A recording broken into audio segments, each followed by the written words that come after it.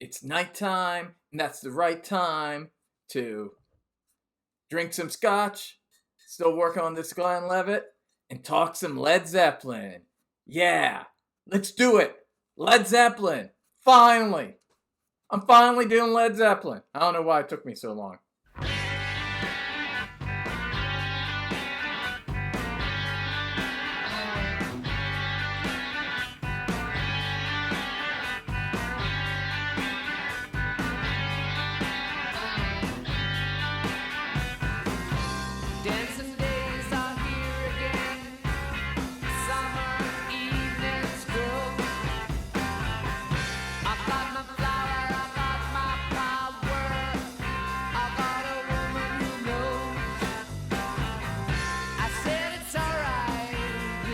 Hey, Edwin Canestracci here. That's right, it's nighttime. I'm drinking Nectar of the Gods here, scotch. Oh, that's good. That's the first sip. Second sip's even better. That's the thing, scotch. First sip's good. Second sip's even better. And after that, it's all wash. So it's great wash. It's a wash of gold. Anyway, Mike Damone right here. Check that out. Shout out to Mick Watkins, who put this awesome t-shirt under my radar. I had to get it. Mike Damone is, after all, my spirit animal. And he loved himself some Led Zeppelin. Yeah, we'll talk a little more about that later when we get to physical graffiti. But yeah, this is a Rank-A-Rama. If this is your first time seeing one of my videos, a Rank-A-Rama is a ranking video where I review an entire band's discography, but in a ranking order. A ranking order that is subject to change, that years from now I will think was silly. Especially in this case because there's already there was upsets. That's right, Led Zeppelin upsets. I had upsets with myself. I can't believe I'm ranking it this way. I'm totally fucking with my own narrative. And I love it, because that's what life's about. Life's about fucking with your own narrative. You don't want to keep yourself in a box. That ain't cool. It ain't cool to be in a box. Okay, so Led Zeppelin. Yeah, it's odd. I never talked really about Led Zeppelin before. And why it's odd, it's not just because they're one of the most famous rock bands ever, and I talk about a lot of famous classic rock acts. I also sometimes talk about lesser known bands as well. But I've hit a lot of the big acts, the Stones, the Beatles, Metallica, AC/DC, Iron Maiden, Judas Priest. I've hit a lot of big bands, and yet, never Zeppelin. So you might think I don't like Led Zeppelin or something. Well, guess what? Quite the contrary, my friend. In fact, they're one of my favorite bands. And furthermore, Jimmy Page is my favorite guitarist. Yeah, Jimmy Page is my favorite guitarist. So I've just been dropping the ball by not doing a Led Zeppelin video. It had to be the right night. Had to be a right night and a feel. I don't know. Maybe it had something to do with astrology or black magic. But, I wasn't feeling right. I don't know, maybe Saturn was not, directly over Jimmy Page's old mansion in Scotland, the Boleskine place where Aleister Crowley used to live, and he still haunts it to this day. The ruins, it was burned down. Oh, a lot of interesting things about that house. Check it out on YouTube. Hey, what do you know? That's where you're at right now. But watch my video first, then watch that shit. So, I'm not just into Jimmy Page as a musician. He's a hero of mine. I love his mad, genius, hedonistic ways. And he was a genius. That's right. For a fleeting moment, he made a deal with the devil, and it paid off in spades, man. He had a good 10-year run there. He had a good 10-year run where the pact he made with the devil was paying off. But then, you know how it works. Because the devil can sometimes be a motherfucker. Yeah, he comes back to collect his dues. Led Zeppelin was besieged with tragedy and culminating with the death of John Bonham, one of the greatest drummers ever. My personal favorite is Phil Rudd. That being said, John Bonham, he's definitely in the top 5. John Bonham, he's like the Jimi Hendrix. What Jimi Hendrix is the guitarist, John Bonham is the drummers. But you all know that. Come on, you know the basics. You know that they revolutionized music, and some people call them like the first heavy metal band. Most people say Black Sabbath. I don't really care about your labels. I can tell you that Led Zeppelin was very important to the creation of heavy metal music, along with Black Sabbath and Deep Purple and other acts in the early 70s. One of the most important ones. In fact, I'd say probably Led Zeppelin and Black Sabbath are the two most important bands in terms of creating the blueprint for what we think of as heavy metal. You know, yeah, the Who and the Beatles and stuff like that. The Who, especially live, like live at Leeds, when the Beatles had like Helter Skelter, and Jimi Hendrix, you know, had some heavy metal type moments. But it was Led Zeppelin, along with Sabbath, that really focused on this kind of continued concentrated power and heaviness in their music that really created the blueprint of what we think of as heavy metal. Black Sabbath, I think it's more associated with it because of the more overt, sinister nature of their music. But heavy metal is not all about being sinister, you know, and a lot of those hair metal acts, and there's cock rock. I don't put it in the box. A lot of different shades of metal, and Zeppelin kind of focused on this other shade. But what's interesting is Zeppelin was actually more sinister than Sabbath. And that's not a diss on Sabbath. I love Sabbath. I've already done several Sabbath videos. But the thing is, Sabbath they weren't really into the occult. And they've always been honest about it, that they didn't really worship Satan. They didn't really practice the occult. They just did it just because they knew it made for cool lyrics. Like, ooh, it was a gimmick. You know, it was a gimmick that they worked. Jimmy Page really was into the occult. He was a true believer, and he really practiced this stuff. You know, and they put in secret little messages in their records, and they did far more debauched stuff than Black Sabbath. And that's saying a lot, because Black Sabbath could be pretty debauched, but Zeppelin took it to a whole other level. Zeppelin was the most hedonistic and sinful band on the fucking planet to this day. Yeah, that's right. No band's ever been as hedonistic as Led Zeppelin. No band has ever conjured the dark powers as much as Zeppelin did. And I think Zeppelin, at their heart and at their best moments, are the most evil band ever. Yes, that's right. And Jimmy Page is a dark black wizard. Yes, he's a warlock. Jimmy Page is a warlock. That's right. I'm saying it. He's a warlock. And the band, they're gods. Yeah. And I'm not one of these guys. I don't throw the word God around a lot. I don't. But I will say that John Bonham, Jimmy Page, and Robert Plant, when they were young and in Led Zeppelin, they were gods. John Paul Jones was not. He was mortal, but he was a very, very talented mortal that needed to be in the band. They needed like one human being to help kind of make their music make sense. You know, he was a grounding influence. But the other three guys were gods. I mean, just watch the Earl's Court performance in 1975. That's right, the 75 Earl's Court performance, I feel, is the greatest live rock and roll performance ever recorded. That's right, ever performed or ever recorded. Well, I don't know if ever performed. Maybe there was something better that was performed that no one ever recorded. I don't know. All I know is that this one was recorded, and it's the best goddamn live rock and roll concert I've ever seen. That's right, for my eyes and my ears and my soul. Greatest thing I've ever seen. Yeah. And that's when I was convinced, watching Jimmy Page in his fucking dragon outfit, his goddamn cool as hell dragon outfit, ripping through those solos and In My Time of Dying. And then he does that stuff. He can like cast a spell. He does things with his hands, like he's casting a spell. And the sounds he's getting out of his guitar and the movements he's making, this is unearthly shit. Unearthly. And it ain't no act. He ain't put on makeup and doing a clown dance. This is real warlock shit. The guy has powers. He had powers. You know, I think his powers diminished because he started mixing up heroin too much into the stew. And you can't practice the black arts and do heroin and not expect something to break at some point. When the levee breaks, that's what that song was about. That's right. He saw it. He saw a vision of what was going to happen. He knew that he was testing the limits. He was testing the limits. So Jimmy Page, this is the thing. He's my favorite guitarist for a lot of reasons. It's fine. Led Zeppelin would not make my top 5. They're in my top 10 favorite bands, but they wouldn't make the top 5. It's kind of similar to Van Halen. Van Halen's in my top, real Van Halen with David Lee Roth, I should say that. They're in my top 10 as well, not my top 5. The reason why both Led Zeppelin and Van Halen don't make my top 5 is really only because they stopped, you know, only because they only have a short period of making albums in the grand scheme of things. So it feels a little unfair. Like, I kind of have to put in a few bands that just lasted longer and just decade after decade kept putting out music I love. You know, both Led Zeppelin and Van Halen were like fleeting moments. But it says a lot for those bands that even in such a short time frame, in creating only a limited amount of music, that I still would have to put both of them in my top 10. So that's still very impressive. So good on you. Good on you, Zeppelin and Van Halen. And Zeppelin, I'd give even the edge to the mighty Van Halen. Yeah, that's right. I don't know where they would go exactly. Maybe they're like my 7th favorite band. I don't know. I don't give a shit about numbers.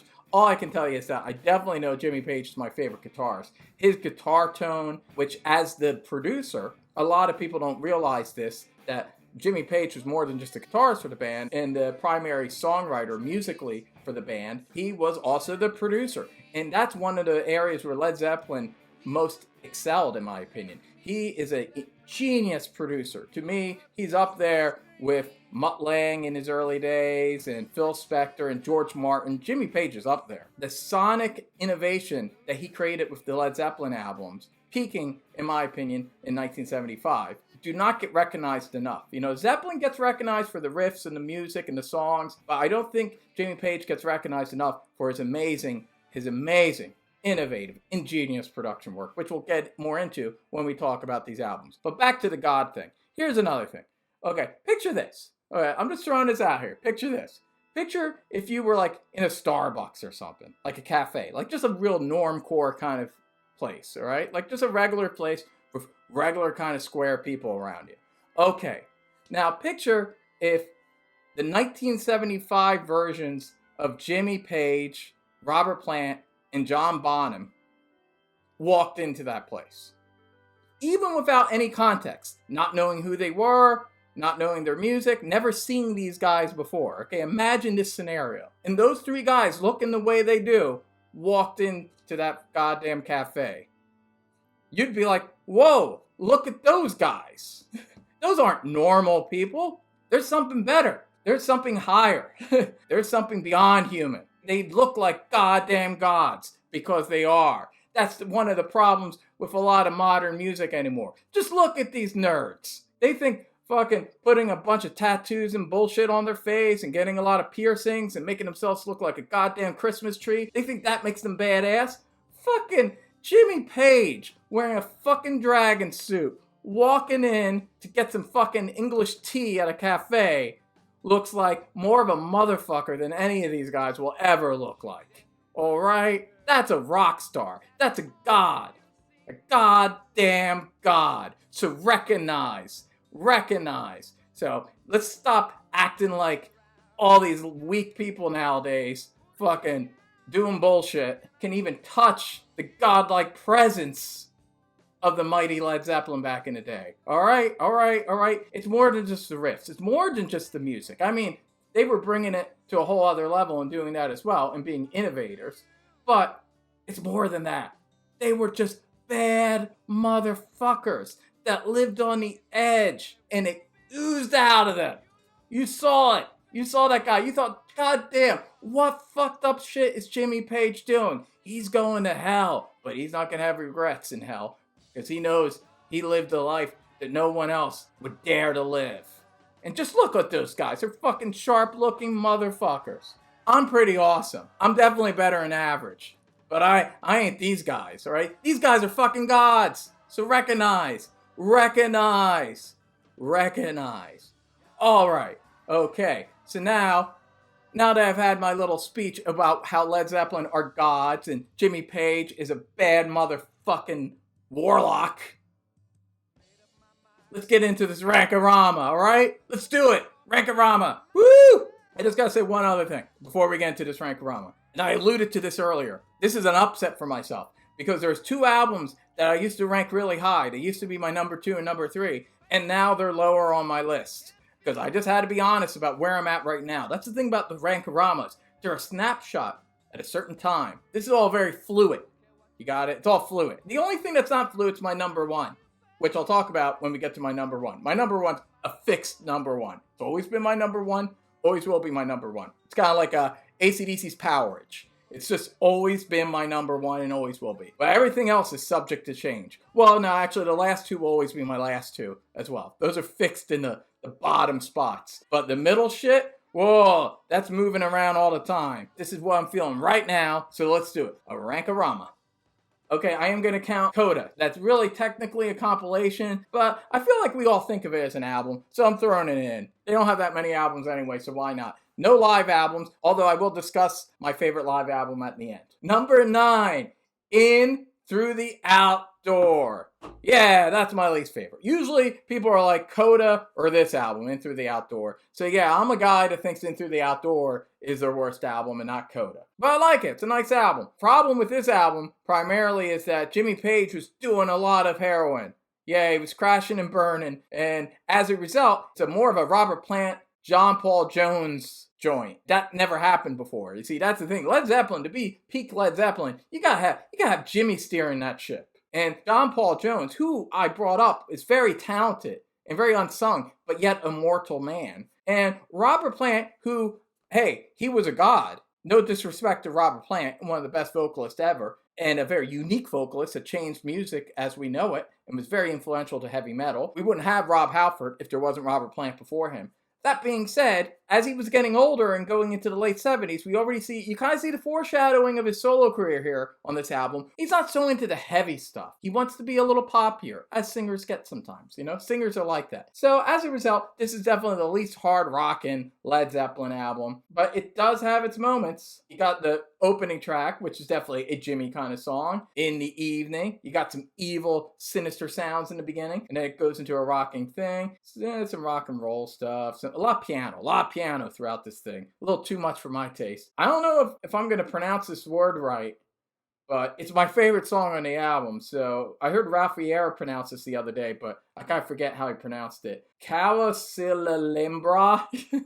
Carouselimbra. Carouselimbra. Carouselimbra. Carouselimbra. Carouselimbra. You know that song. The song that opens side 2 that has the funky synthesizers and has an awesome breakdown. That breakdown with the guitar, oh, I love that. That's awesome. That's my favorite part of this whole goddamn album. And it's a great song, even though I don't know how to pronounce it. But there you go. It's a great song. And All My Love. I really like All My Love. It's a beautiful song. It's heartbreaking. It's a heartbreaking, beautiful song. I love Jimmy's acoustic guitar solo on it. It's a really nice song. And I'm Gonna Crawl's all right. Actually, side 2 is great. I love side 2. It's side 1 that I think is a little so-so. And overall, it just doesn't have the power that I want from Led Zeppelin. This album doesn't sound evil.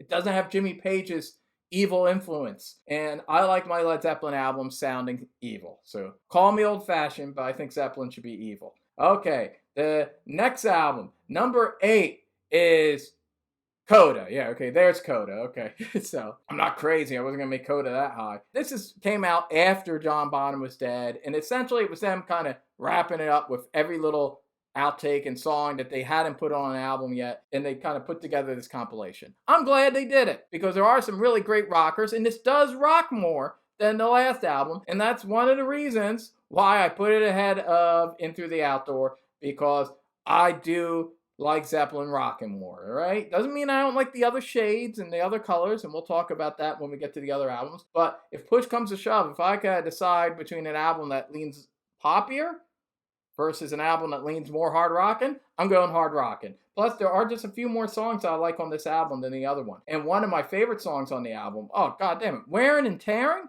That song's fucking awesome. That was their answer to punk rock. They actually recorded that song. That song was ready and done in 79. And they were going to release it as a single, but for whatever reason they didn't. And then I think after Bonham's death, it got kind of pushed aside for a bit. And so it wouldn't be until like 1982 that people heard this song. And god damn it, they should have released that in 79. Showed those fucking punks how to do it. I like Darlene and Ozone Baby. I know some people don't like the ooh, but I like that. I don't mind the oohs and all that. It's a catchy little fun rock and roll song. I like Walter's Walk. I like We're Gonna Groove. I like it. It's a good album. It's a good album. It's not great, but god damn it, most bands wish they had outtakes that sounded this good. Not a bad coda for the band. Plus, if you get the like expanded version, the deluxe edition, this is actually the album where it pays most to have the deluxe edition, because you'll get Hey Hey, What Can I Do? A great B-side to the Immigrant Song, which should have been on 3, and we'll talk about that when we get to 3. Amazing song. And Traveling Riverside Blues, which is also a great song that came from a BBC session. Those 2 songs alone make Coda a better album. So definitely get the bonus version of that. Okay, so where are we? We're at number 7. Well, actually, this album doesn't have a title. A lot of people call it 4, but technically, it's untitled. There's no goddamn title for this album. And how cool is that? Led Zeppelin were like, we're sick of hearing about lame critics and Rolling Stones and stuff that actually insulted Led Zeppelin and didn't like them. Just showing you how that they were wrong and how Rolling Stone and the snobbish critics were denying science and the dark arts. Because of that, they were not acknowledging it. And Led Zeppelin, especially after 3, because they're like, God damn it, we did an album as eclectic and masterful as 3, and you're still like not taking us seriously? Well, fuck you. So we're just not gonna even title it. And you know what? And it's still gonna be our biggest selling album.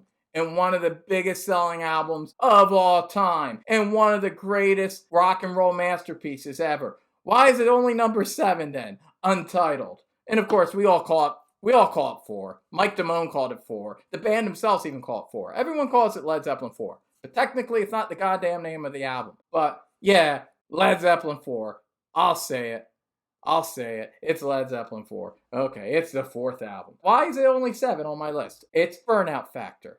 It's just burnout factor. That's the main reason. Objectively, I can hear this is one of their best albums. Objectively, it might be their best album. Probably the first album I would give to some alien that never heard of Led Zeppelin before. But the thing is, I'm not an alien. I'm a guy that grew up around Philly, and I had WMMR. WMMR was our classic rock radio station. And let me tell you, yeah, all Led Zeppelin, from all the albums, get played a lot. Even from In Through the Outdoor and Coda, I would hear shit sometimes on the radio. Led Zeppelin is very well represented. All their albums are very well represented.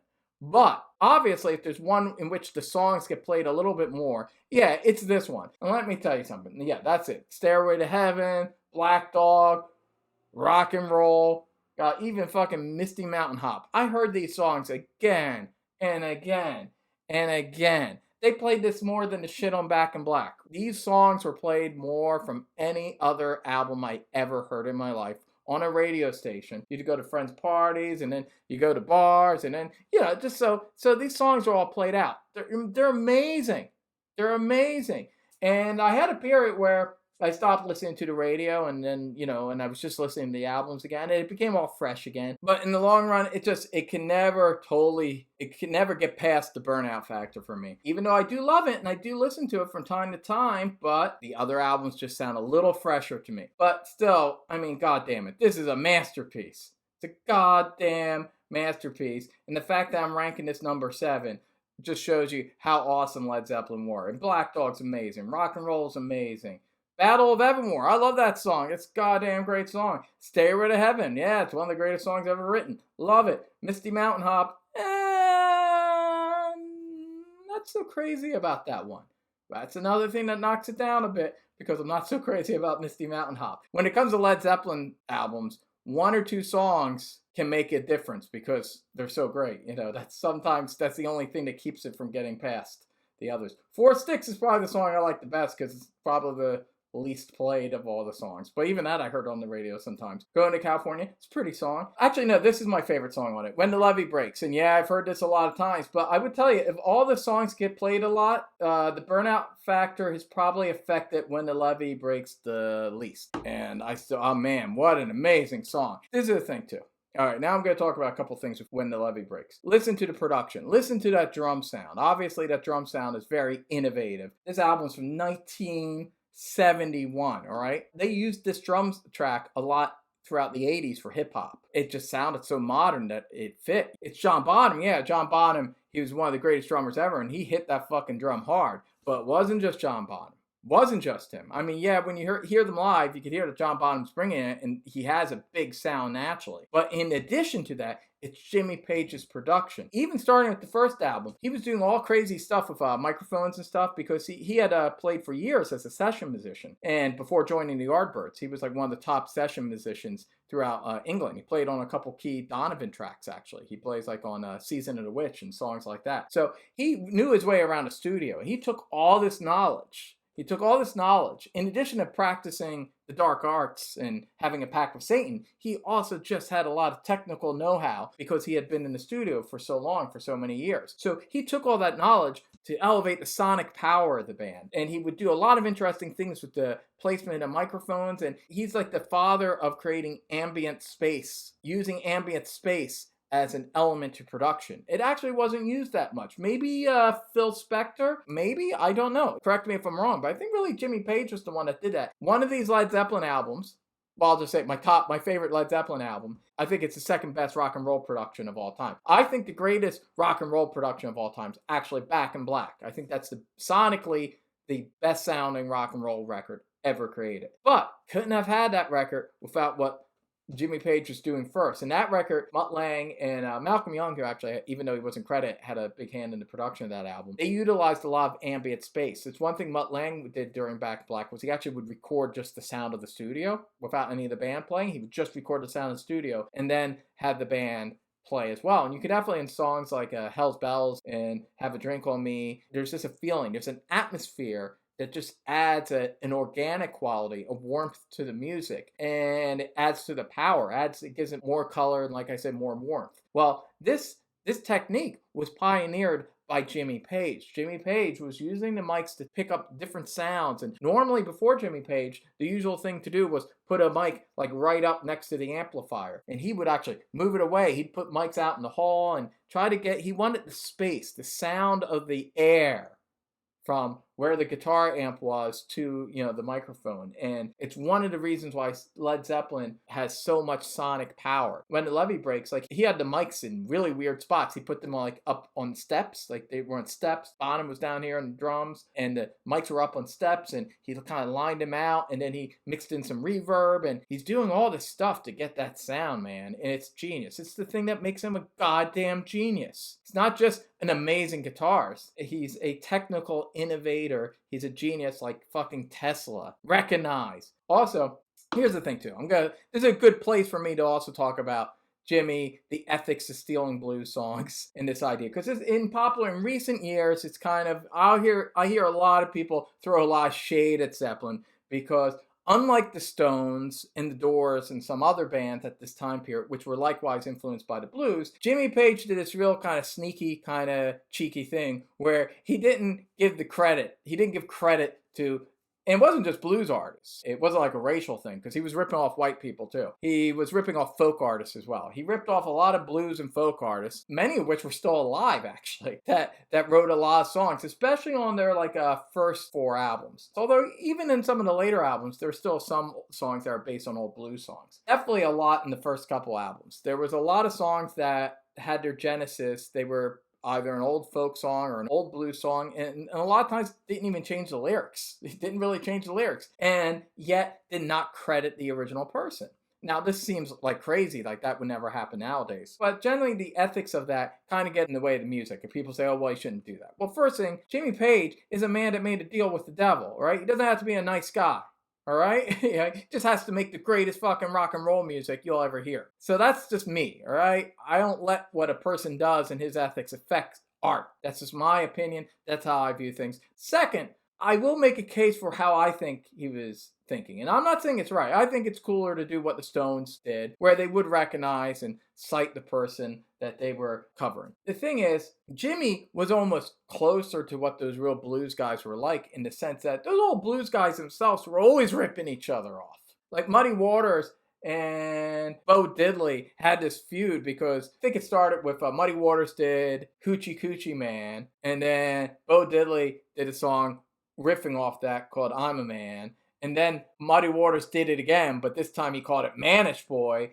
And it's a diss song. It's actually the first diss song, like what rappers would do. And he's throwing it back at Bo Diddley, saying, you think you're a man? You're just a mannish boy. Like, that's how they dealt with it. So it was very loose. The old original roots and folk scene and country and blues, the tradition of folk and blues was kind of passing on songs. And I feel like, I'm sure that's probably how Jimmy Page justified it. It's just like, I'm being like an authentic blues and folk artist. These are like traditional songs, even though some of these songs were written like within 20 years of when he did it, but in some cases even sooner. But I think he thought he had changed them enough to make them his own. I do think that they definitely made these songs all their own, and I feel they expanded the vocabulary of the blues. and showed you what they could do. The Stones did the same thing earlier with like songs like Midnight Rambler and Jumpin' Jack Flash and all those songs where they could take the blues and take it to even greater heights. Jimi Hendrix did the same thing,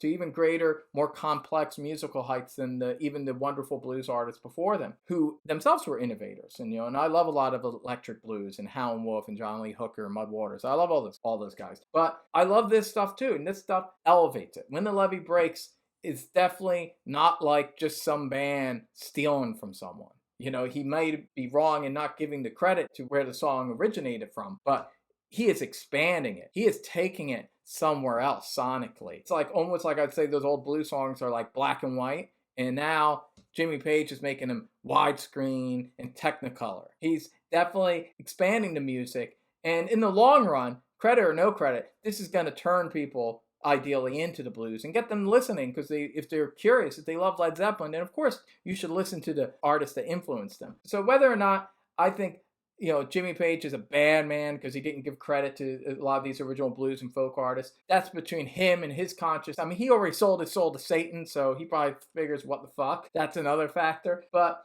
there's no question. Anyone that just acts like Led Zeppelin is just like kind of like covering the blues or ripping people off.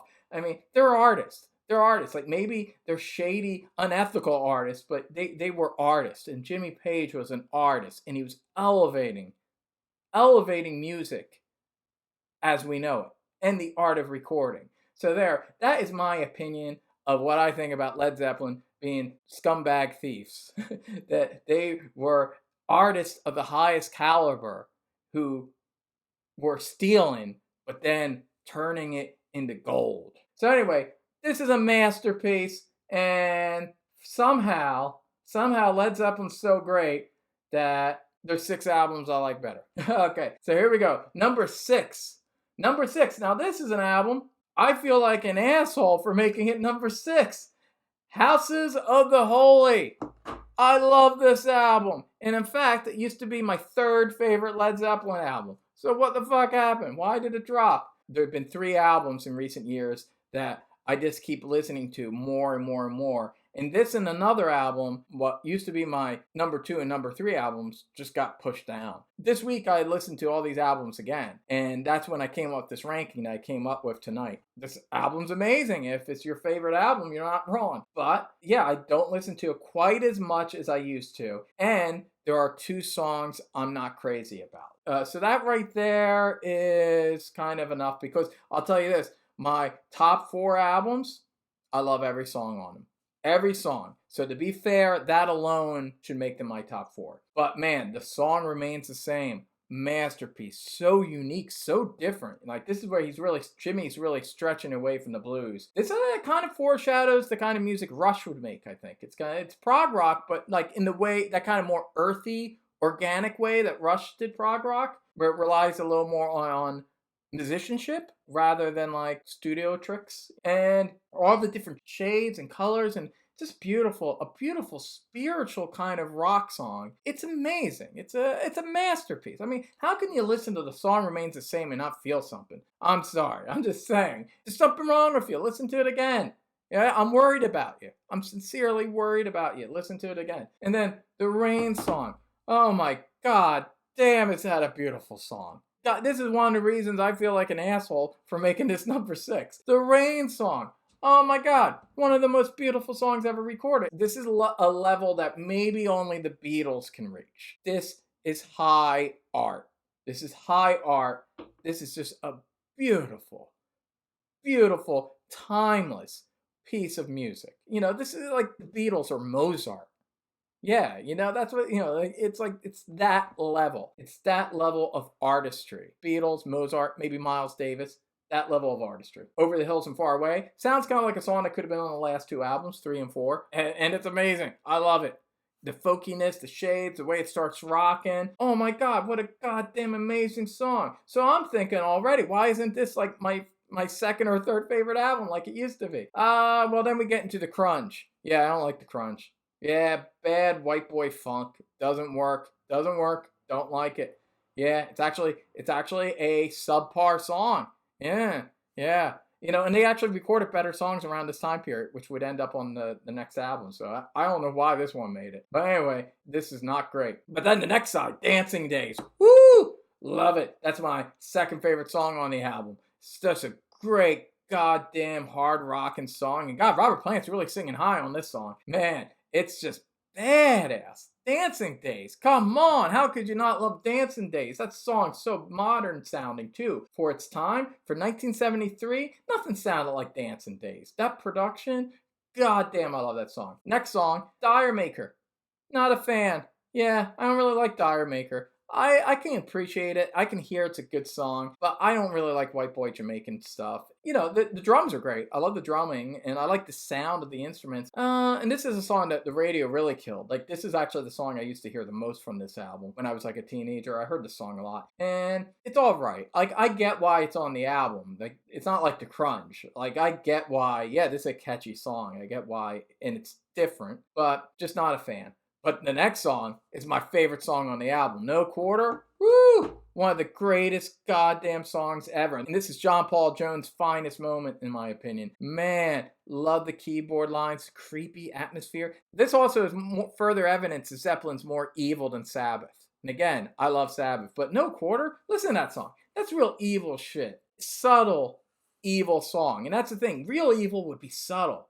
Wouldn't come out and be like, hey, I'm evil. It'd be like No Quarter. Yeah, it gets under your skin. Especially, that live version on Song Remains the Same. That's my favorite version of the song, actually. But this version's amazing, too. But that weird effect on Robert Plant's voice, that's fucking creepy. It used to creep me out as a kid, and I liked it. Yeah, it's like fun creepy. It's like going into a haunted house at Halloween time. Ooh, I love the feeling. And that guitar riff, and so modern sounding. 1973, I mean, this song, it's both prog and it's heavy metal. Like, when that guitar riff comes in, it sounds like a very modern metal riff.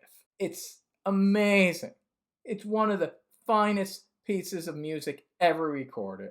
And then it just ends on a fucking fun rock and roll number, The Ocean. I love it. Great song. It's just like a good pub rocker. I love it. I love when they all kind of do the chant, the na-na-na stuff at the end. I love it. I love this album. If it wasn't for the Crunch and Dire Maker, it'd probably be higher. And if it wasn't for the fact that I've been really vibing with these other three albums that knocked it down, it would have been higher. Okay, moving on to the next rock and roll masterpiece. Now, this one really surprised me, because this, for a very long time, was my second favorite Led Zeppelin album. That's right, it was my second favorite one. So now it's been knocked down. It's been knocked down all the way to 5. Still made the top 5, though, so good on you. I'm talking about Led Zeppelin III. Yes, Led Zeppelin III. Used to be my second favorite, is now my fifth favorite. And this only has one song I'm not crazy about. Only one song, which is one of the reasons I gave it an edge on Houses of Holy, which had 2 songs I wasn't crazy about. And overall, I do like this album a little bit better. I always liked it a little bit better than the Houses of the Holy. What an opener. Immigrant Song? That's not just proto-heavy metal. That's proto-Viking metal. In 1970. In 1970, they're doing it. God damn it. Viking metal. And it's just 2 minutes and 26 seconds, but yet so epic. The Norse gods storm in this planet, just like fucking Led Zeppelin walking into a goddamn Starbucks. It has that power. It's amazing. How could Rolling Stone listen to this stuff and they were like, I don't like that.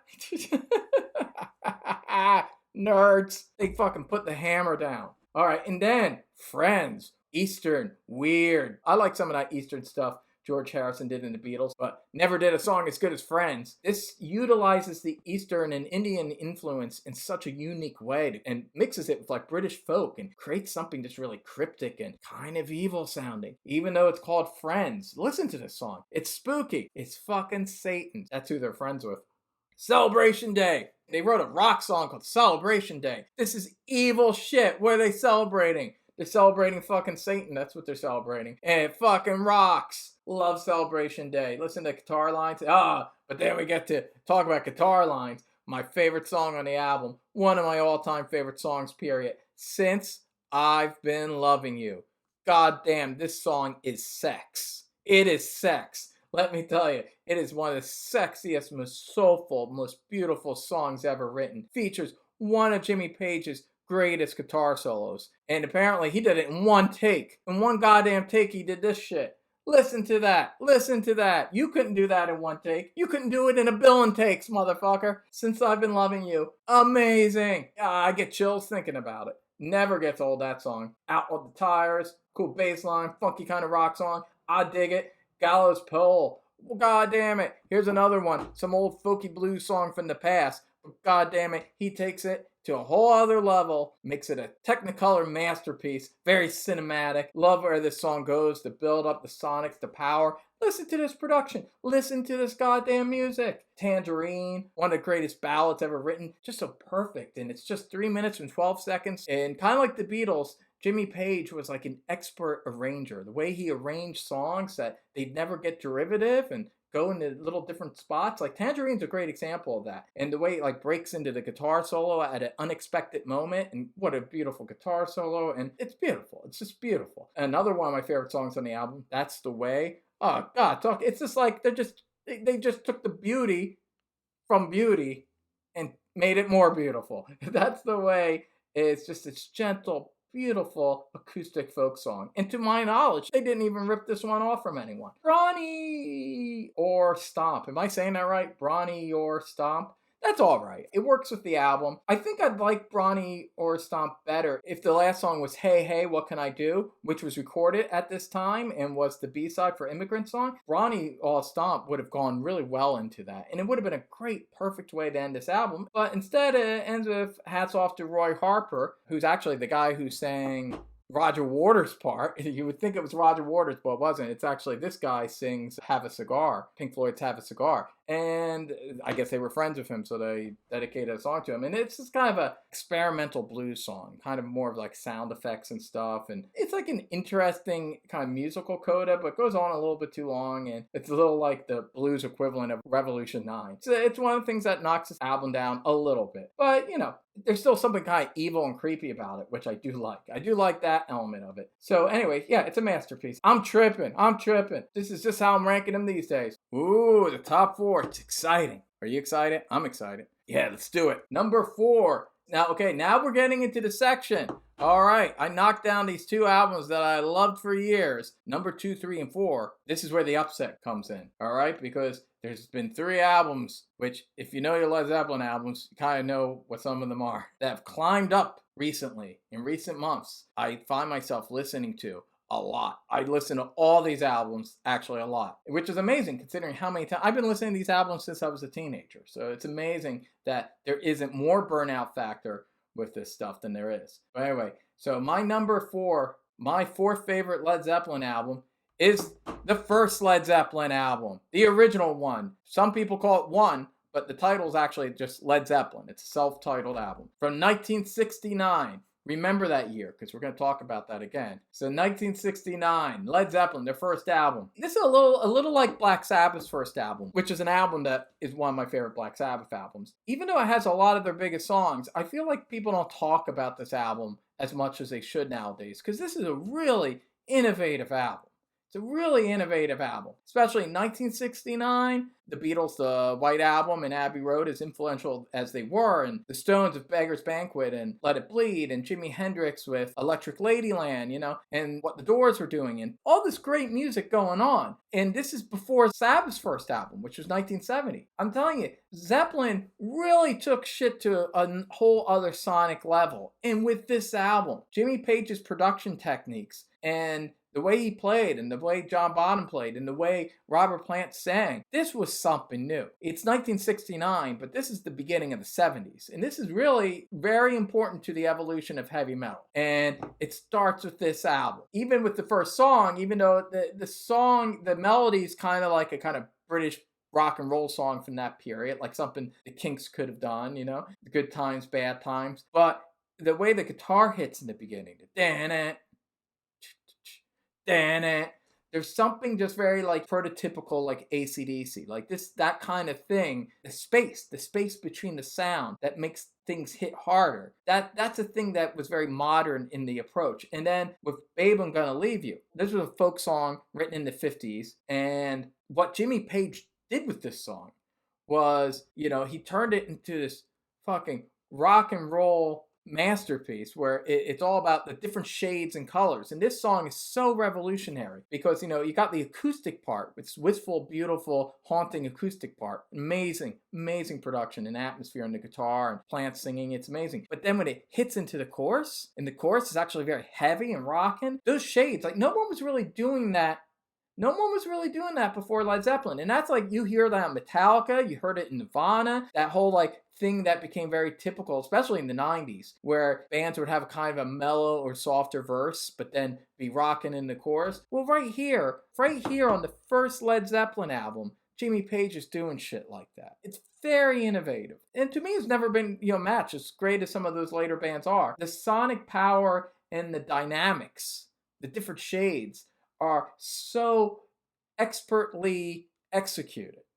This is like, these guys are just operating on another level, and this was their first goddamn album. Talk about having a fucking ace up your sleeve. Jimmy Page is like just one of many guitarists in the Yardbirds. He gets left with the Yardbirds and told to kind of turn it into the new Yardbirds. Grabs his other session musician buddy, John Paul Jones, and the two of them then get these two fucking country blokes that no one ever heard of, Robert Plant and John Bonham, and fucking just blows everyone away, blows the competition away. The cover, the Zeppelin crashing, it's like the perfect image that represents this revolutionary shift in sound. This is something new, something innovative and new, and it still sounds timeless. This just doesn't sound like a 1969 album. It just sounds like one of the greatest rock and roll records. I love everything on this album. Even the more traditional blues songs aren't really traditional. They elevate the blues and take it to this new place. And I think the Stones, and overall, I am a bigger Stones fan than Zeppelin. But I will say, I think Zeppelin at their finest moments exceeded the Stones. If you get what I'm saying. Like overall, because the Stones have such a long career and they've given me so much music that I love that there's no way I can't not put the Stones ahead of Zeppelin. But if we're talking about just from the period that Zeppelin was making music, from 69, to 79, Zeppelin was better than the Stones. As great as the Stones were, and the Stones did some of my favorite albums during that period. But I do think both as a live act and in the studio, Zeppelin was stronger. Like I said, overall, I have to give the Stones props because they were around longer and they made far more records. But Zeppelin took the blues rock to a whole other level, in my opinion. You Shook Me, man, that's just so powerful and heavy. Dazed and Confused. If you listen to that little folk version that they stole from Jake Holmes, man, they should have gave that guy some songwriting credit. But man, come on. What he did is nothing like what they took this song and made it a fucking heavy metal. That's right, this song is heavy metal masterpiece in 1969. Oh, dan dan dan dan dan dan dan dan dan dan. That's like Black Sabbath shit. And this is before Black Sabbath. Black Sabbath were still in the clubs. This is before. And listen to that. Your time is gonna come. God damn, I love that song. And guess what? It's my favorite song on the album. Yeah, this is a song that I didn't love so much when I was a kid, but it's grown on me. I was driving, well, someone else was driving. I was riding, handling the music. That's usually my job on road trips, is I'm the playlist guy. I'm sure that's no shock. We were going through the desert, driving up to Joshua Tree, and going through the canyons and going through the mountains and stuff. And this song came on the playlist, and it was magical. It's a magical song, and it's so unique too. It's like a folk and country, and with a little hint of psychedelia, and the production and the feeling of it. And that's like when you've been hard done by a woman. Let me tell you something. This song's your best friend. This song has your back. This song knows your pain. All right, man. What an amazing goddamn song. Beautiful. And then the way it goes into Black Mountain Side. Love it. Love it. And then Communication Breakdown. And this is like, I was listening to this album and I just was listening to it and go, why don't more people talk about how amazing this album is? Communication Breakdown. So again, metal. This is before Paranoid. Listen to that.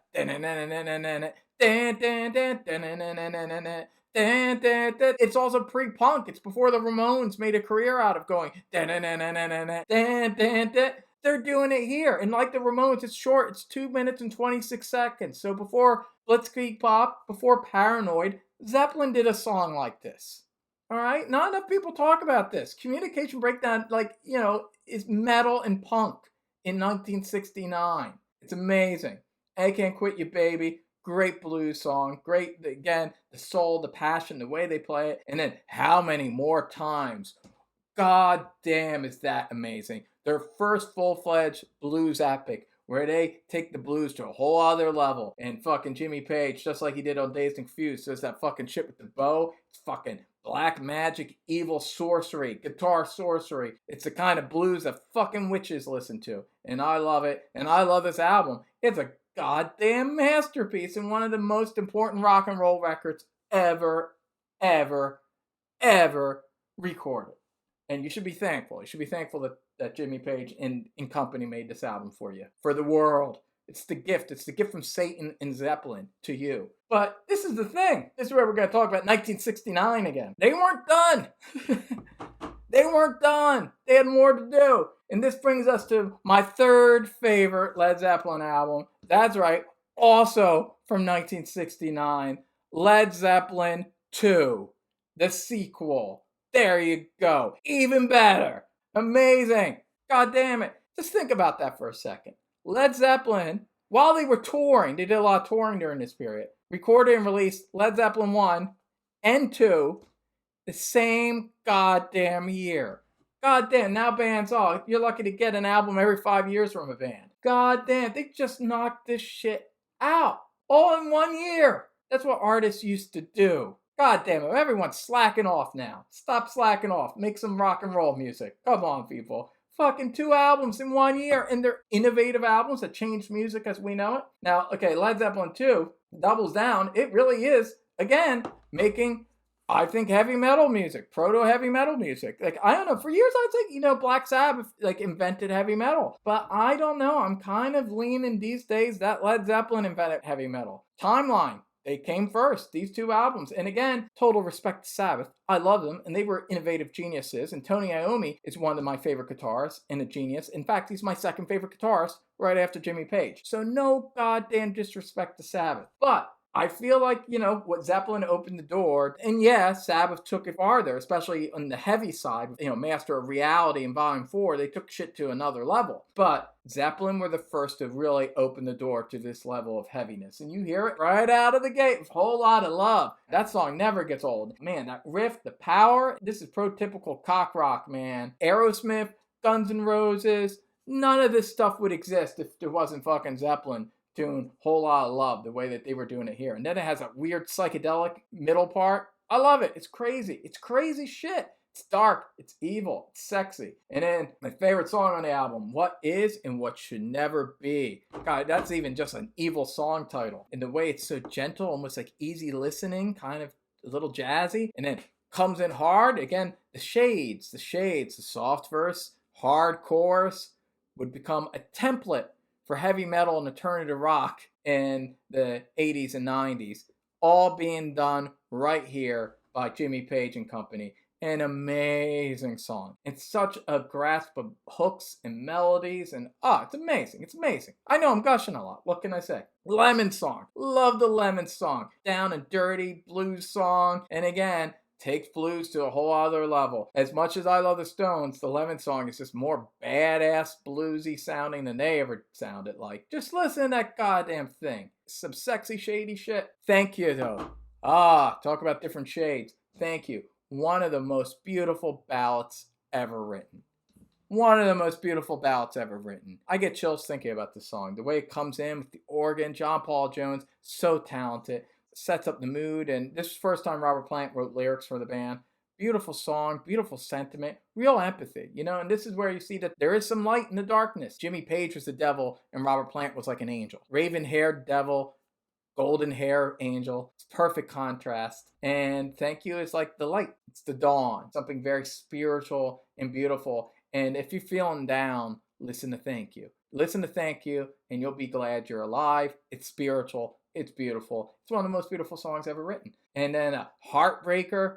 Ooh, man, that riff, come on. This is like AC/DC shit in 1969.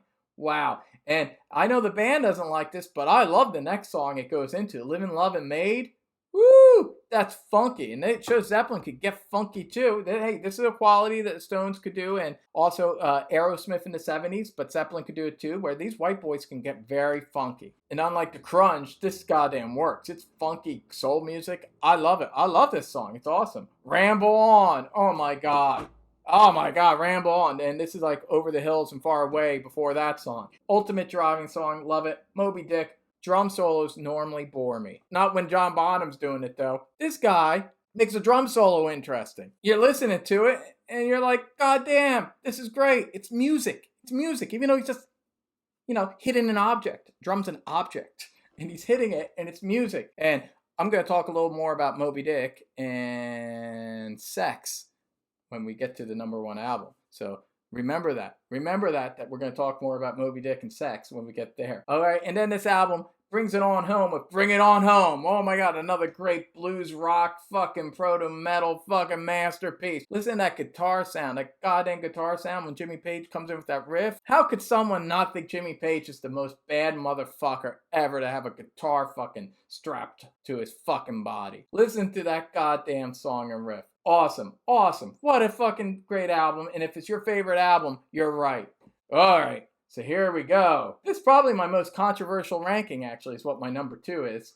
And I guess that kind of gives it away right there. But, this is the thing about me.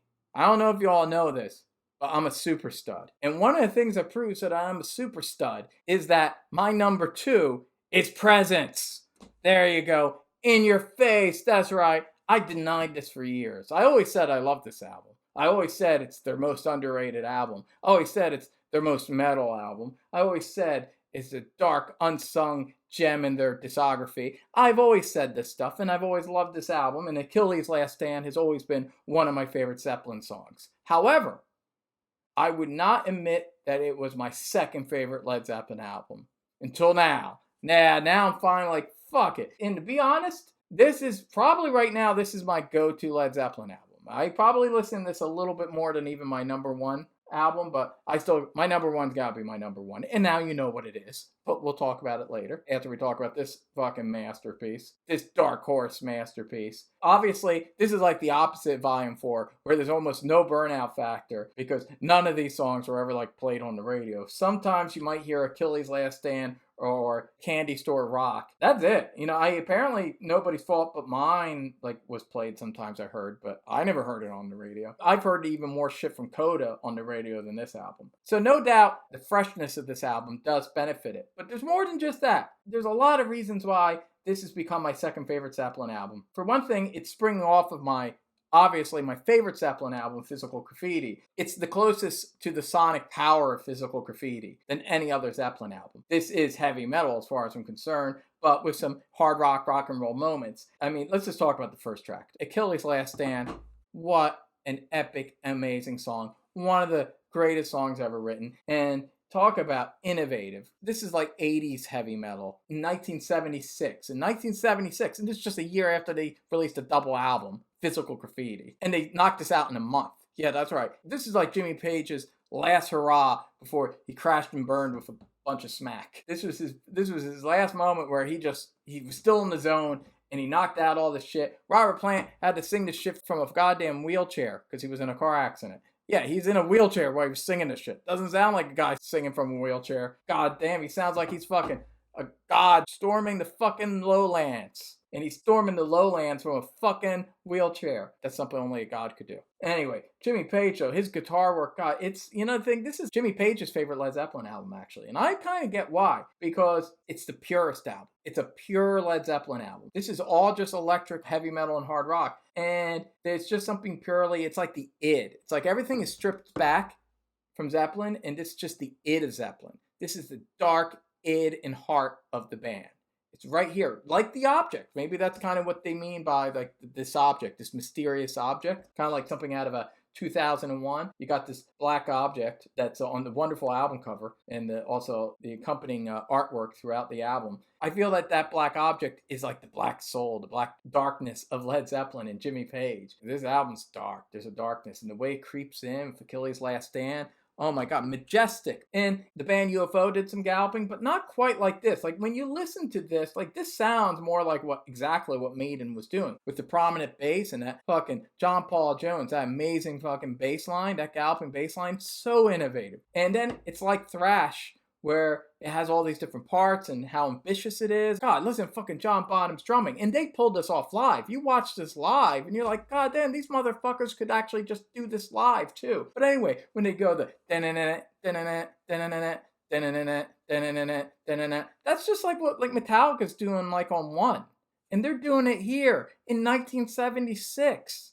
Man, recognize. They're doing fucking thrash in 1976 and playing it with actually more swing and a more fluid quality and dexterity that even the best thrash bands couldn't have pulled off. Amazing, amazing, right there. This alone makes it deserve to be my second favorite Zeppelin album. And I think for a while, if anything, I was hard on this album because it's kind of like, how do you top Achilles' Last Stand? Physical Graffiti like opened with Kashmir, you know, like I feel like it would kind of affect how you'd feel about the rest of the album because it's just such a pronounced moment, you know what I mean? Musical moment that it's hard to follow it in a way. But after you get used to it and you listen to it over the years, you realize that all these songs are masterful in a more subtle way. For Your Life.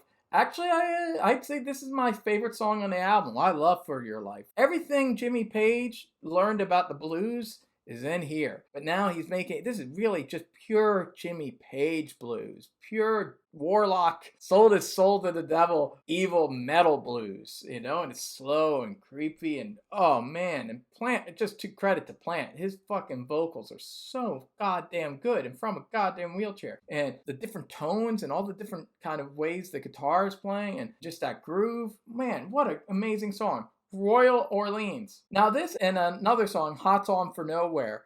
I used to not like these two songs when I was younger, but they've grown a lot on me. I like them a lot. They're very innovative. If anything, they sound kind of like proto, like college rock, a little more like Jane's Addiction, actually. This sounds like Jane's Addiction were like influenced by these two songs. It's just really ahead of its time, really unique. It doesn't sound like, nothing on this album sounds like 1976. It's like not dated at all. This is, I would say, probably their most modern sounding record. It's just a very modern sounding album, very unique and timeless. Nobody's Fault But Mine, another one of my favorite songs on it. It's an old blues number, but Jimmy's working his magic, his black magic on it, and na na na na na na na na na na na na. Just a power. This is blues, but it's like heavy metal blues. AC/DC definitely recognized and took a cue from this. It has that sonic power. This is amazing. This is like what the blues was trying to do. Jimmy and Satan and technology creates a beautiful thing. Candy Store Rock. This is a song I hear that some people don't like, but I really like it. I really like it. Actually, it's grown a lot on me over the years. It's kind of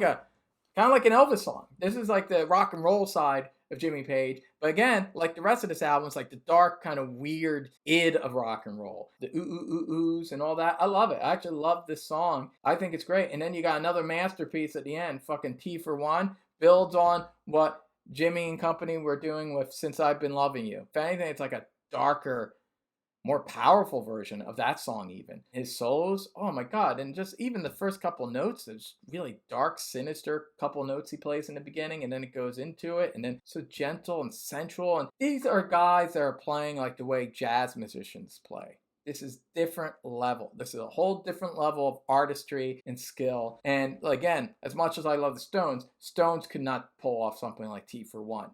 Zeppelin was just operating on a higher level at their best. And this is their peak. You got the bookends, the perfect bookends of Achilles' Last Stand and T for One. Their heavy metal and their blues sides, both done to epic perfection on this masterpiece of an album. I would actually play this for a lot of people who maybe only knew the radio hits and like, you know, more modern metal and alternative rock and stuff like that. I would play it in presence so that they could see how timeless and modern Led Zeppelin were. And they did this in 1976 and recorded it in 1 month. Fucking mic drop shit. That's right. So here we go. You thought I gushed a lot before. Well, here we go. We're going to the number 1 spot. And yeah, you know what it is now. This has always been my favorite Led Zeppelin album, and it always will be. It ain't moving. This one ain't moving. Number 1, Physical Graffiti. There you go. Physical Graffiti. Where to begin with this fucking masterpiece? This is the thing about Physical Graffiti. It's not only my favorite Led Zeppelin album, not only in my probably top 5 favorite albums of all time, I consider it the greatest double album ever recorded. There you go. Greatest double album ever recorded. Yeah, I didn't used to think this when I was younger. It was always my favorite Led Zeppelin album, but I never thought it was better than the White Album. But I do now. I think it's better than the White Album. And the White Album's a masterpiece. I love it. It's my favorite Beatles album. But the White Album has 2 songs I'm not crazy about. It's got Revolution 9 and Good Night. They're all right. But really, the album ends with Cry Baby Cry for me. This album, I love every goddamn song. Every song on this album I love. It does not hit one wrong note. It's just more consistent, and I can listen to it more than the White Album. And I still listen to this album quite a bit. Like I said, these days I listen to Presence a little bit more, but I still listen to this album a lot. And especially if I'm having sex. All right, this is where I'm talking about the sex. I'm going to have a link. Some of you might have read this, some of you didn't. I used to have a Tumblr blog I kept. Like hardly anyone ever went there because Tumblr's not a cool scene. What can I say? I tried to make it a cool scene, but it was hard. It was hard to get people involved, not like YouTube. You people are cooler on YouTube. Anyway, I used to write blog entries, and I wrote an essay about how Physical Graffiti was the best album to have sex to. All Led Zeppelin albums, with maybe the exception of In Through the Outdoor, are great albums to have sex to. All right? That's what Mike Damone, right there, Mike Damone knew this, and he talked about it, and famously in Fast Times at Ridgemont High. And this brings us to this connection. What's interesting about that movie, and I talk about this in the essay, and I'm going to include a link, as Mick Watkins says, down below will be a link to this essay I wrote. But essentially, here's the thumbnail sketch. In Fast Times at Ridgemont High, Mike Damone famously says that if you want to get it on with a lady, you should play, Led Zeppelin IV. And then it cuts to a scene where his buddy is driving with a young Jennifer Jason Leigh, and they're driving, and the song Kashmir is playing. It was actually the first time I ever heard that song as a kid. I watched Fast Times at Ridgemont High. They let little kids watch sexy movies like that back in the day, in the 80s. It was a crazy time. I watched this movie on HBO or something, and not only was I titillated by the movie, I heard Kashmir for the first time. I was like, oh my God, that song. Even as a kid, I knew that, as a child, I knew that song. There was something special about it. And then my cousin Frankie in Cape May, Jersey, I remember him playing it sometime on the radio, and it's hypnotized me. So something, and we'll talk more about Kashmir when we get to Kashmir. But of course, hardcore Led Zeppelin fans know that's not on Led Zeppelin IV. So you're like, what the fuck? He's playing Physical Graffiti. I guess he blew it. I guess Damone's buddy blew it. He's a nerd. He blew it. But he didn't blow it. That's the thing. Because when he takes Jennifer Jason Leigh's character back home, she wants to have sex with him. The only reason he doesn't is because he's a nerd that can't close the deal, and he's scared, and he runs off. And then Mike Damone has to do it for him later because he's an Italian-American. That's the job of Italian-Americans. So Led Zeppelin did their job, The song was the right song. Kashmir got her excited. And it shows that as much as I love Mike Damone, he got it wrong. Physical Graffiti's the album to play. And let me tell you something. This album is pure sex. From the first song, Custard Pie to Sick Again, this whole album just flows and moves like sex, This is the sexiest goddamn rock and roll record ever created, and that's what rock and roll was all about. The term itself was a slang term for sex. And that's one thing I don't like about a lot of modern metal, is they take the sex out of it. You take the sex out of something, you're taking the humanity out of something. Because that spark of excitement is the thing. Yeah, it doesn't matter. It doesn't have to be a man or woman. It could be anything. Rob Halford was sensual and sexual towards men. And it added something to the music, Just someone should be getting it on. Someone that's making the music should want to fuck someone else, all right? Because then the music will have an edge. It will have a power to it. And this whole album has the power of that, the edge. Led Zeppelin is fucking you with this album. And they're fucking you good.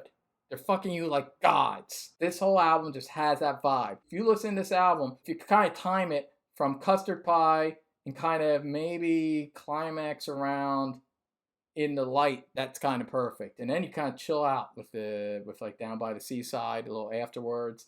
And then 10 Years Gone. And then maybe when the Wantin' song hits, you go in for a second bout, if you got it in you. If you're Italian-American, you definitely will be able to do that. Just saying.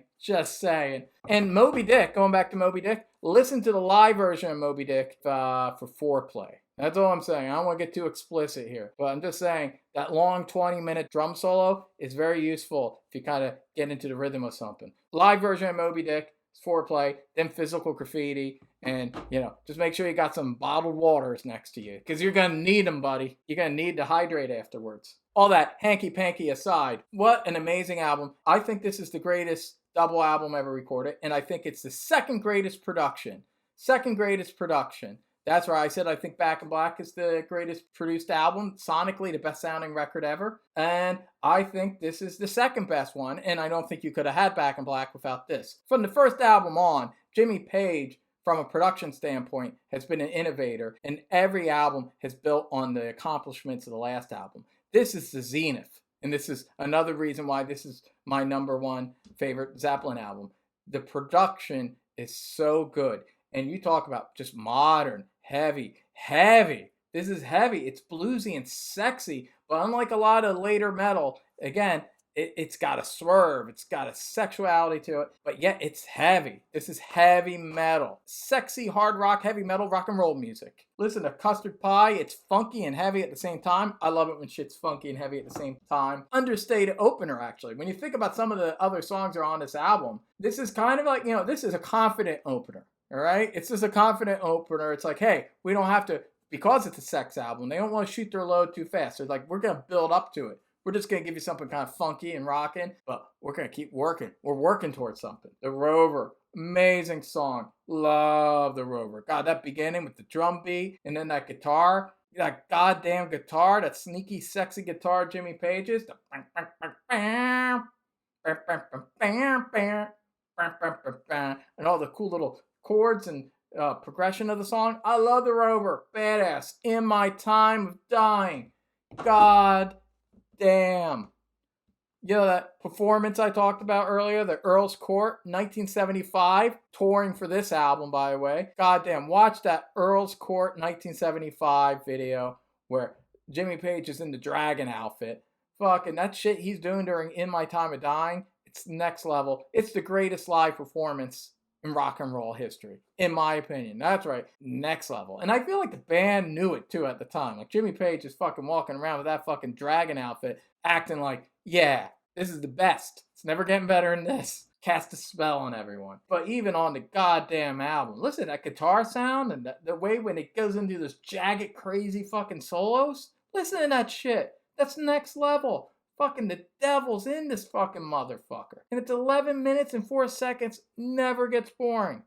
Never gets boring. It's an epic blues masterpiece. One of the greatest songs ever written. And they're just warming up. Houses of the Holy, a great song that should have been on Houses of the Holy. But hell, it works good here. Trampled Underfoot. Better than the crunge again. Funky kind of James Brown groove to it. A little disco-y. I love it. I love Trampled Underfoot. And then Kashmir. Perfectly placed on the album. The centerpiece. Masterpiece. And I gotta say, unlike Stairway to Heaven, where there is burnout factor. Like that song, even though I love it and I think it's a beautiful song, it does not move me the way it used to move me. Tell you, Kashmir, for whatever weird reason, as many times have I heard this, and I think this is probably the Zeppelin song you hear the second most after Stairway to Heaven, no burnout factor. After all these years, since hearing this song as a little kid, hearing it for the first time as a child, this song still has that power. As soon as it hits, and I just love the way it just comes on. Just comes on and it's instantly Kashmir in all its glory. It's got power.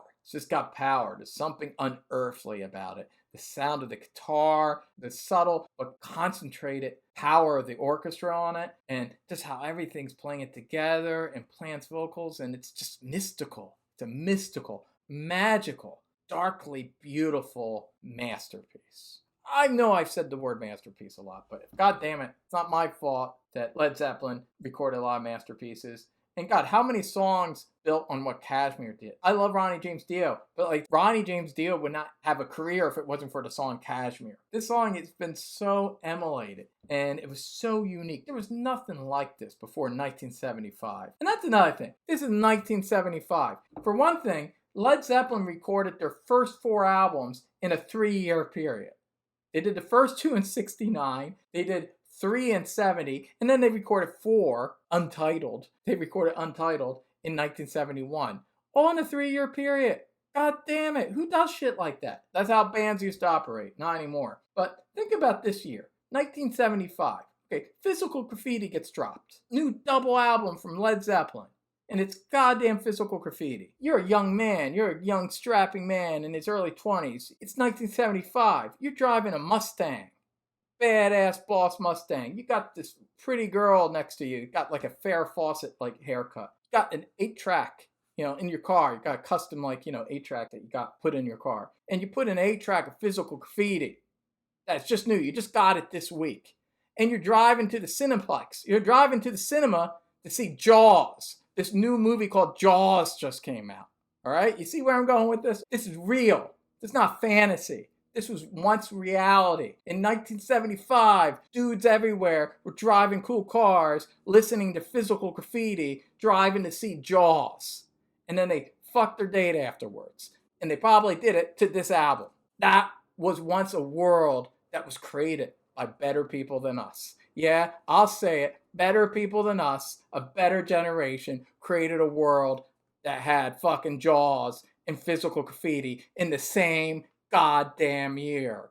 Come on, people. We got to step up our game. Come on. I'm calling all of you out there. Let's step it up a bit. Come on. This Mickey Mouse bullshit that passes for culture these days? Come on.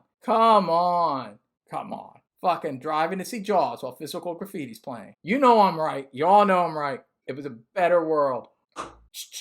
Then we get into side 3, In the Light. This is a song I wasn't so into when I was younger. But man, I love it now. I love it. I think this might be the most sinister song, deceptively sinister, that Led Zeppelin ever wrote. But also their most positive and hopeful at the same time. It's weird because you listen to this, it comes on creepy and it hits that dark part, that dark verse, and it's really dark and like doom metal. But then it's like this beautiful, spiritual, uplifting song in the chorus. It totally shifts mood, and it does it so seamlessly and organically. True masters of the art form that could pull off such a shift, and it's not jarring. You have to embrace both the light and the dark. It's like a total yin-yang song, and that's In the Light. It's like you have to do all this dark hedonistic stuff and embrace the evil side. You do it so you have a richer and deeper understanding of the dawn, of the sun, of the bright side. Pipes of Pan. You go through the darkness and then it leads you to the dawn.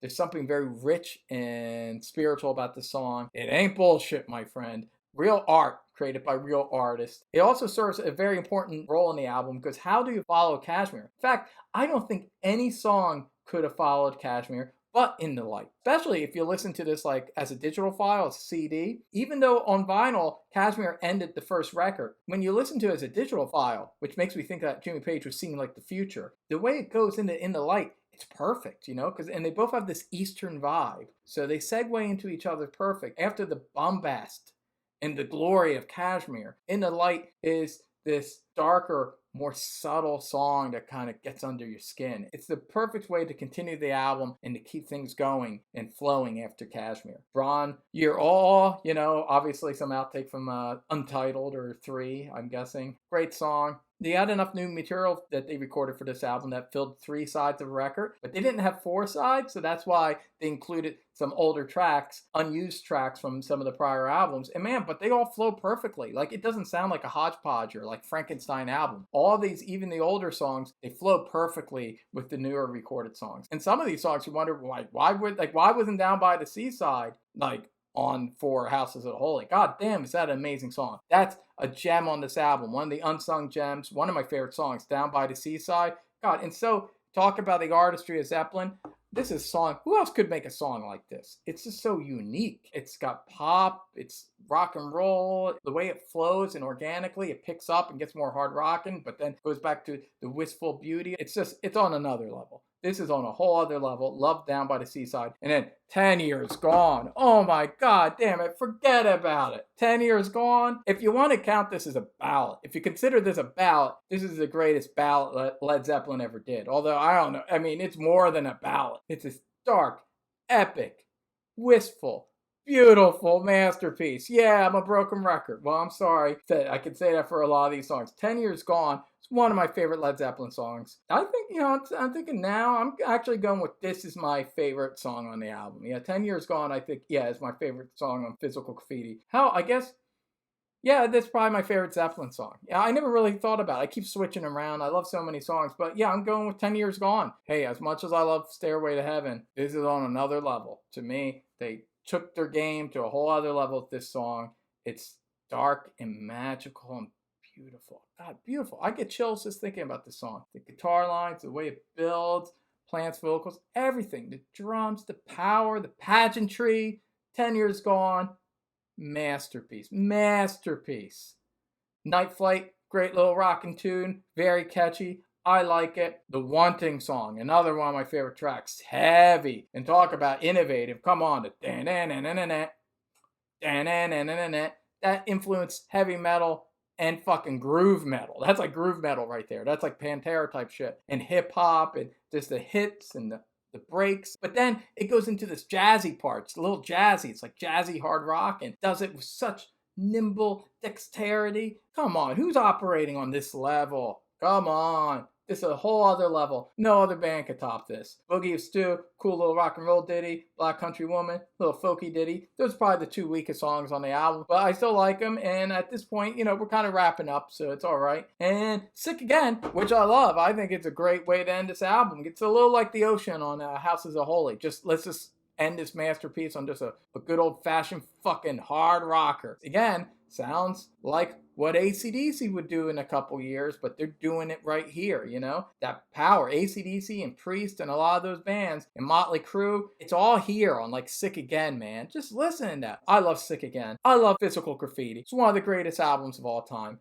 My favorite Led Zeppelin album, my favorite double album, in my top 5 favorite albums, period. Goddamn masterpiece, the peak of their illustrious career, a masterpiece created by artists of the highest caliber. So there you go. That's my Led Zeppelin ranking. Like I say, I do like The Song Remains the Same. I do like it. It's not my favorite Zeppelin live album, and I don't think it captures them at their best, although it does have some great moments, especially that No Quarter, which I loved, and the movie's a lot of fun. I got to see that on the big screen, actually, in West Hollywood a few years back at the Silent Movie Theater, which is no longer there, sadly. But it was great. It was a great midnight showing, and it was great seeing that on the big screen. And I love it all, and I like the little cool interludes and stuff like that. It's great. It's fucking rock and roll. I love it. But I do think their best live album is How the West Was Won, which was released in 2003. Various songs from various performances, but the power, that's the document. Unlike The Song Remains the Same, which sounds kind of stilted, How the West Was Won, it has the full sonic power that Led Zeppelin had at their best moments. So that's definitely the best document of them live. So if you want to hear Zeppelin live, definitely get How the West Was Won. There was also a Led Zeppelin DVD that I want to mention that came out also around the same time as When the West Was Won, which I guess it was kind of a companion piece. Double DVD, they simply called it Led Zeppelin. And man, this is actually really the best document. It's even better because it has that Earl's Court performance from 1975. And to me, that's the greatest live performance from a rock and roll band ever. And it's on this DVD. It's amazing.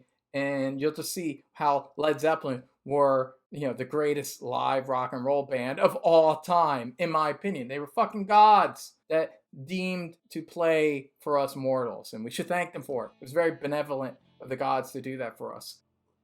I love Scotch. I love Led Zeppelin. I love the night, man. Nighttime. It's the right time. Thank you for watching.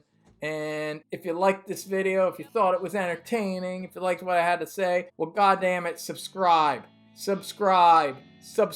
to my channel, because I have other shit like this, not just this video. I talk about a lot of bands, so watch it, subscribe, and I also got the podcast with my fucking homeboy, Eric Jordan, RMCP. Yeah, that's the Rock All Over You podcast. Rock All Over You podcast, where we talk about heavy metal and hard rock and what I like to call rock and roll music. And that's cool. We usually do a show every other Sunday, so I'll have links down below for that too. So subscribe, listen to my goddamn podcast, and listen to goddamn Led Zeppelin, goddamn it. I hope Jimmy Page didn't fucking sell his soul for nothing. This guy's gonna have eternal damnation. And he did it for you. That's right, Jimmy Page is internally damned so that we could be entertained by the greatest fucking rock and roll band of all time. So respect the man and listen to his goddamn shit. Alright? Respect the God. Alright? Because even a God can sell his soul to the devil and doesn't like going to hell. They don't like it, but he did it for us. So anyway, that's my video. And